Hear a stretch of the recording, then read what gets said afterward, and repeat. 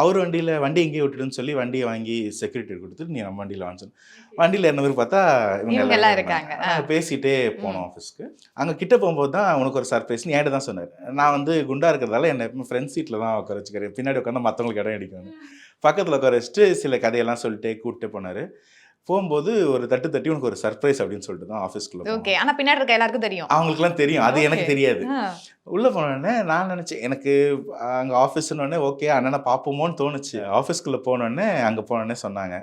அங்கே இன்னும் பல தலைவர்கள், முக்கியஸ்தர்கள்லாம் சந்தித்தேன். எல்லாம் விஷ் பண்ணாங்க.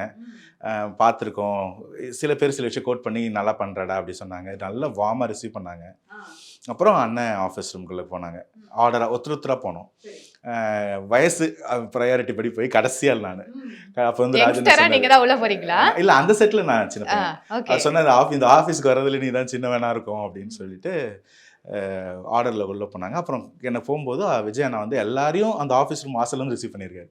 என்னையும் அப்படியே வந்து நின்று ரிசீவ் பண்ணி உட்காருன்னு உட்கார வச்சுட்டு தான் உட்காந்தாரு.